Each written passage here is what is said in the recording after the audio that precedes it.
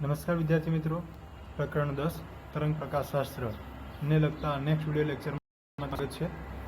આ વિડીયો લેક્ચરમાં આપણે સહાયક વ્યતિકરણ અને વિનાશક વ્યતિકરણના કળા તફાવત અને પથ તફાવતના સૂત્રો તારવીશું અને સાથે સાથે આ બંને બાબતો એટલે કે સહાયક વ્યતિકરણ એટલે શું, વિનાશક વ્યતિકરણ એટલે શું તે પણ આપણે સમજીશું.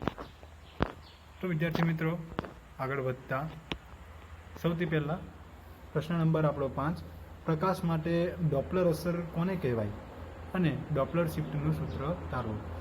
તો ડોપલર અસર એટલે વિદ્યાર્થી મિત્રો, હું તમને બેઝિક બાબતથી પહેલાં તો સમજાવું.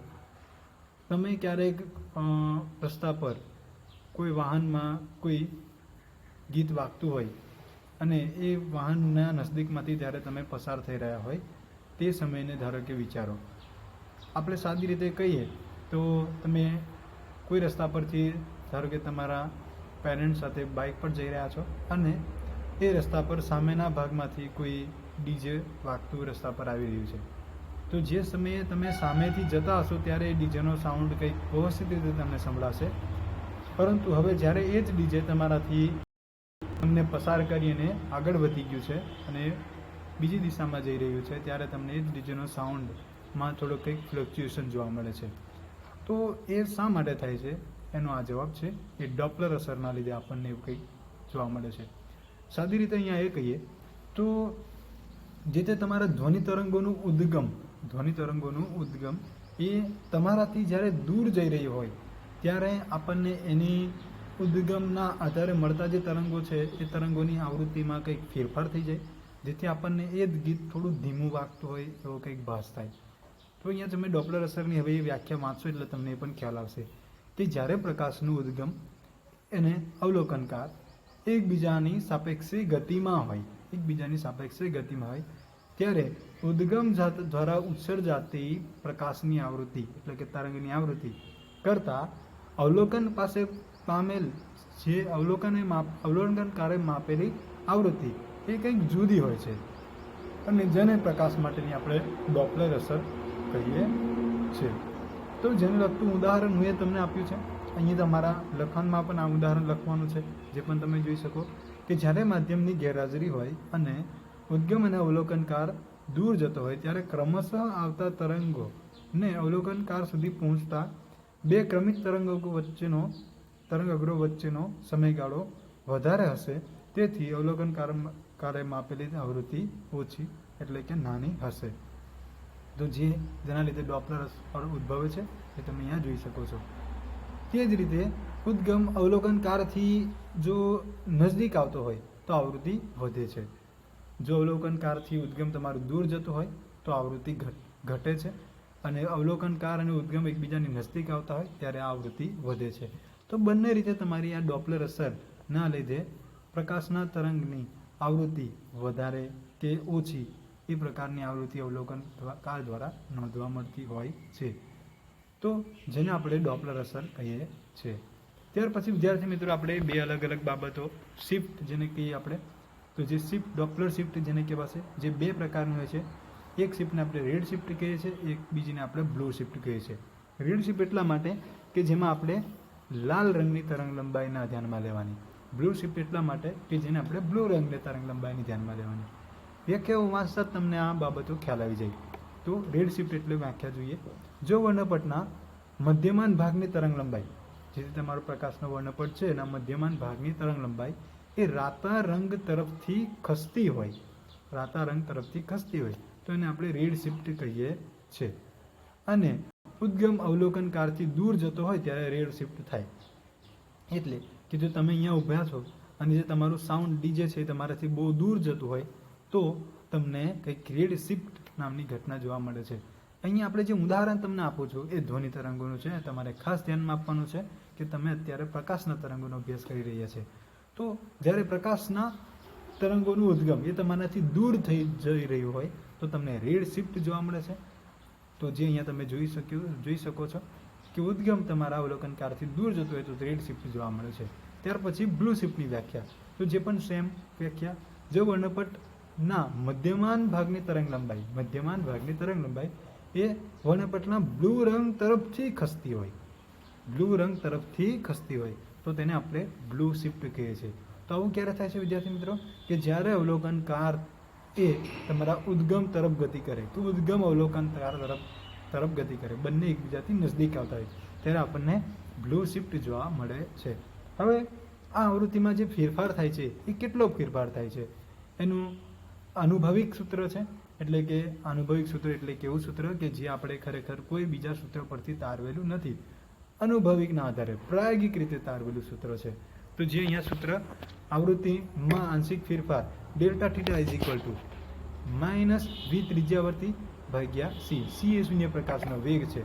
તો આંશિક આવૃત્તિમાં ફેરફારનું સૂત્ર અહીંયા તમે જોઈ શકો છો. તો એને આપણે વધુ વિગતમાં જોઈએ આગળ. તો જ્યાં વી ત્રિજ્યાવર્તી એ ઉદ્ગમના વેગનો અવલોકનકારની સાપેક્ષે વેગ, અવલોકનકાર અને ઉદ્ગમને જોડતી દિશામાંનો ઘટક છે.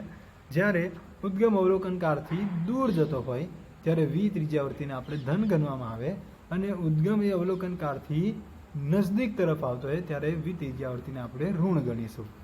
આ સૂત્ર જ્યારે પ્રકાશની ઝડપ એ કોઈ પણ તમારા પ્રકાશની ઝડપ એના કમ્પેરમાં તરંગની ઝડપ જ્યારે ઓછી હોય ત્યારે જ સત્ય છે. જ્યારે કોઈ તરંગની ઝડપ એ પ્રકાશના કિરણની ઝડપ કરતાં વધારે હોય ત્યારે આ સૂત્ર તમારું સાચું સાબિત થશે નહીં. આની મદદથી ખગોળ વિજ્ઞાનમાં આકાશગંગાઓના ત્રિજ્યાવર્તી વેગ આપણે જાણી શકીએ છીએ કે તમારા ઘણી બધી અવકાશગંગાઓ છે, એક અવકાશગંગાથી બીજી અવકાશગંગા કેટલી દૂર તરફ જઈ રહી છે, કઈ અવકાશગંગાથી કેટલી નજદીક આવી રહી છે.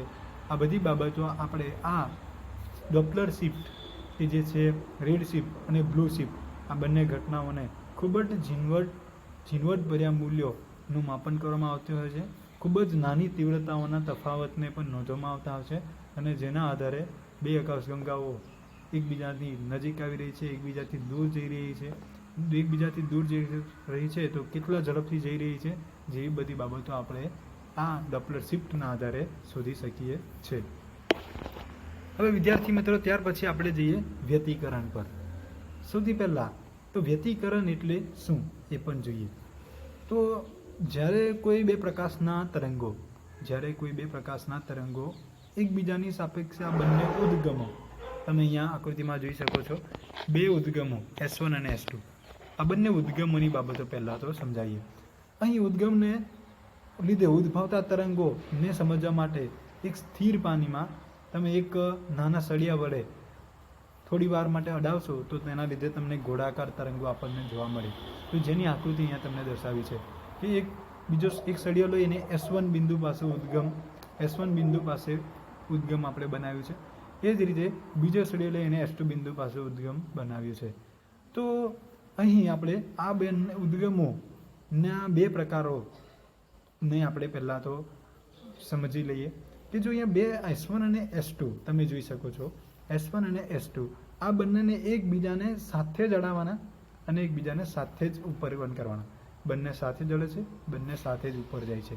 તો બંને સાથે જડે છે, બંને સાથે જ ઉપર જાય છે. આ પ્રમાણેથી તમે આ બંને ઉદ્ગમોને ચલાવતા હોય તો જે બિંદુ P બિંદુ પાસે અહીંયા તમે દોર્યું છે ત્યાં એના લીધે ઉદ્ભવતા બંને તરંગોના સાથે જ તમને ઉપરનો તરંગનો ભાગ આવશે, અને S1નો પણ ઉપરનો ભાગ આવે ત્યારે જ S2નો પણ ઉપરનો ભાગ આવે.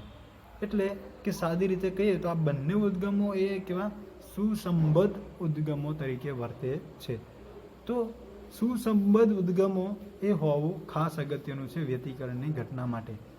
તો જ્યારે પણ કોઈ પણ પ્રકારની વ્યતિકરણની ઘટના સર્જાતી હોય તો તમારે સુસંબદ્ધ ઉદ્ગમો હોવા જોઈએ. જો અસુસંબદ્ધ ઉદ્ગમો હશે તો આપણને વ્યતિકરણની ઘટના જોવા મળતી નથી. તો સુસંબદ્ધ ઉદ્ગમો હોય ત્યારે જ માત્ર વ્યતિકરણની ઘટનાઓ જોવા મળશે.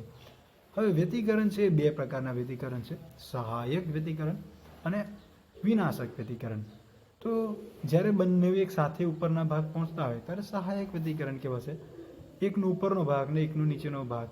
આપણે અહીંયા તરંગની બાબતોમાં ઉપરનો ભાગ અને નીચેનો ભાગ એ રીતના હું તમને વર્ણવું છું.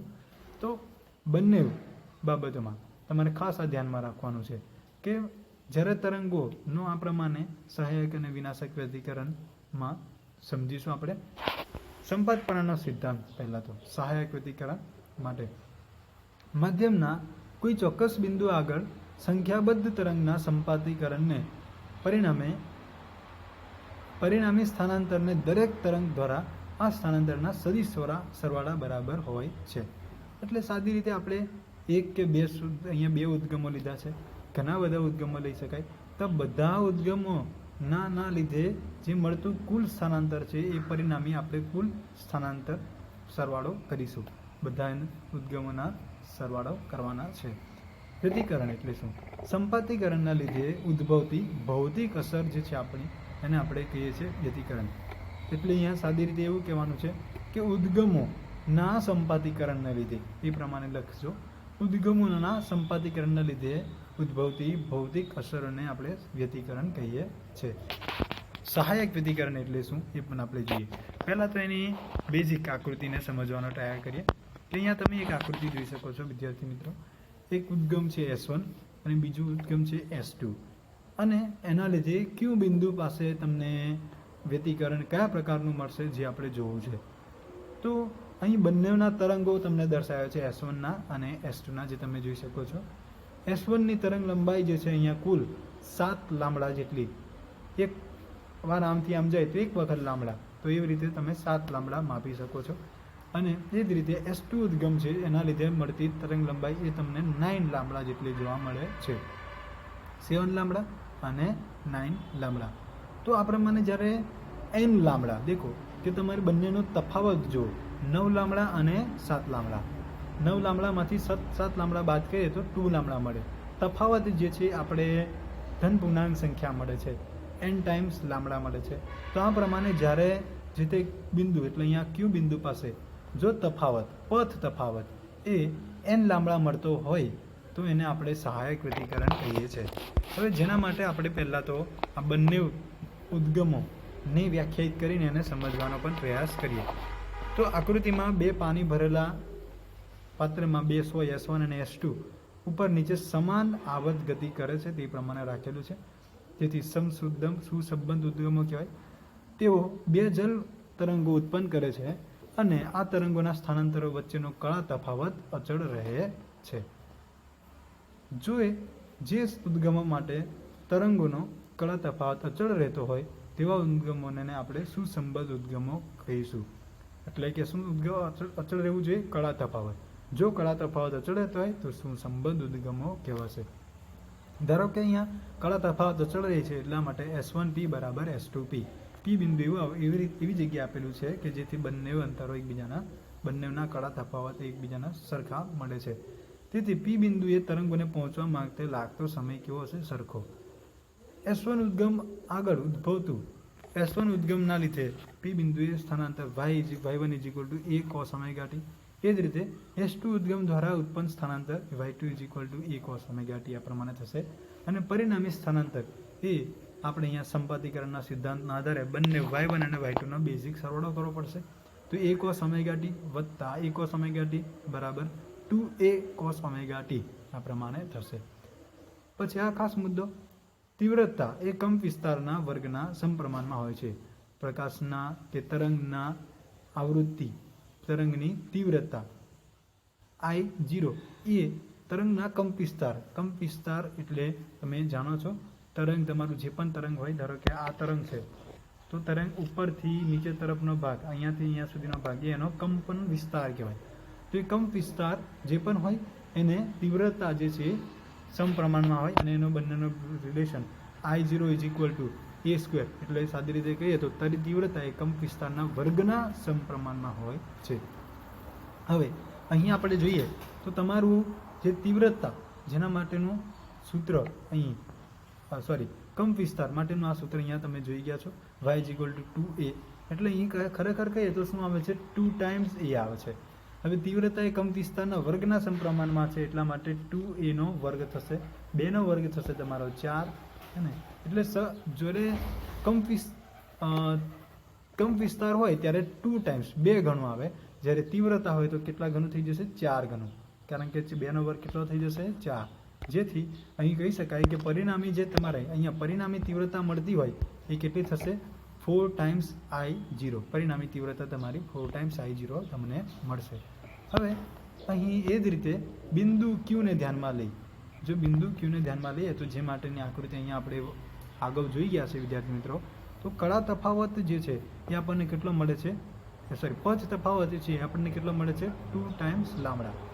તો સાદી રીતે કહીએ તો અહીં S2Q minus S1Q is equal to 9 lambda minus 7 lambda is equal to 2 times lambda મળે છે. એટલે કે આપણને પથ તફાવત એ 2 ટાઈમ્સ લામડા મળ્યો છે એમ કહેવાય. તો લામડા માટે કળા તફાવત એક લામડા માટે, સિંગલ લામડા માટે કળા તફાવત 2π થાય. એટલે સાદી રીતે કહીએ તો તમારું તરંગ એ એક જગ્યાએથી શરૂ કરીને અહીંયા સુધી આ તમારું એક લામડા થયું.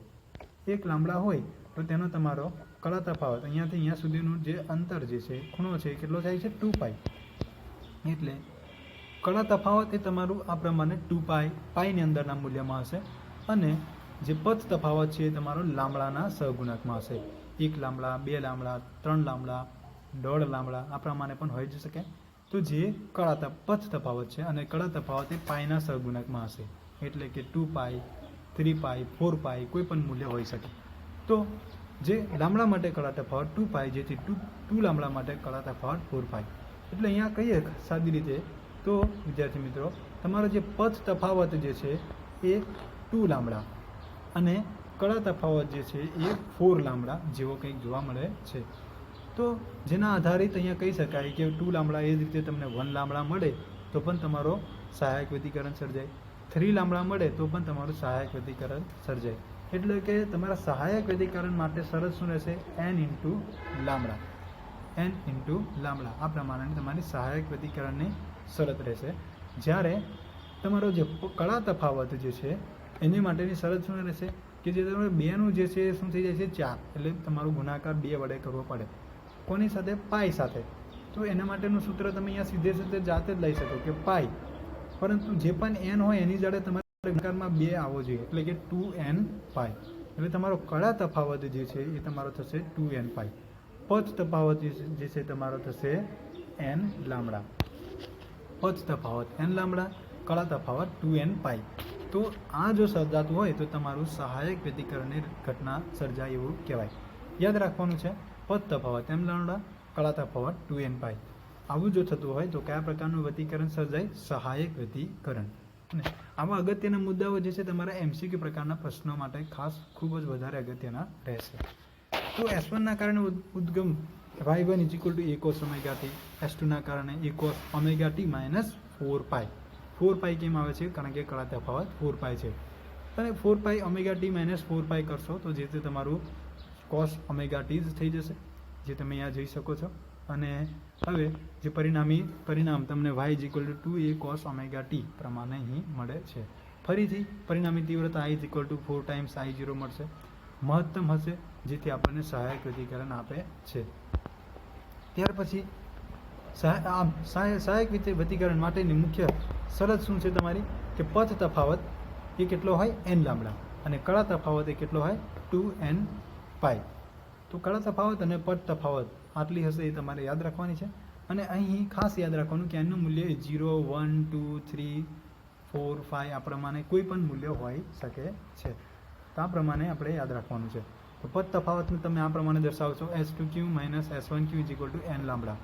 મહત્તમ તીવ્રતા આપણને સહાયક વ્યતિકરણની અંદર તીવ્રતા કેટલી મળે છે તો એ પણ સૂત્ર યાદ રાખવાનું, 4 ઇન્ટુ I0, એટલે કે 4 ગણી તીવ્રતા 4I0, I is equal two 4I0. મહત્તમ તીવ્રતાનો કંઈક આ સૂત્ર મળે છે. ત્યાર પછી વિદ્યાર્થી મિત્રો આપણે જઈએ વિનાશક વ્યતિકરણના ભાગ તરફ. વિનાશક વ્યતિકરણ એટલે શું એ પણ આપણે જોઈએ. તો એક તરંગના લીધે તમને ઉપરનો ભાગ મળતો હોય અને બીજા તરંગના લીધે મળતો હોય નીચેનો ભાગ. તો આ બંનેના લીધે મળતો ઉપરનો ભાગ અને નીચેનો ભાગ એ કેન્સલ થઈ જાય. એટલે પરિણામે તમને ત્યાં કોઈ પણ પ્રકારનું તરંગ જાણે કે ના હોય તેવો ભાસ થાય. સાદી રીતે કહીએ તો તરંગ તમારી આવૃત્તિ એ તમને મળશે નહીં. અને એકબીજાનું પરિણામી તરંગ જે છે એ પરિણામી તરંગની તીવ્રતા જે છે તમારી શૂન્ય થશે. તો જો આવું થતું હોય તો તમને કયા પ્રકારનું બીજાનો વિનાશ કરે છે, એક તરંગ એ બીજા તરંગનો વિનાશ કરે છે એવું કહેવાય. જેથી આ પ્રકારના વ્યતિકરણને આપણે કહીએ છીએ વિનાશક વ્યતિકરણ. તો જેના તરફ આગળ વધીએ.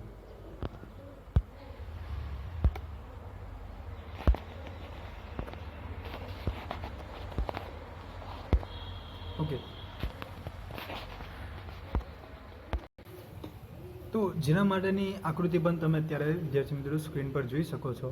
S1 ઉદ્ગમ અને S2 ઉદ્ગમ આ બંનેના લીધે આ બિંદુ પાસે કયા પ્રકારનું વ્યતિકરણ સર્જાશે, જે માટે તમે તરંગ લંબાઈ જુઓ તો એકમાં S1R = 9.75 લાંબડા, S2R = 7.25 લાંબડા.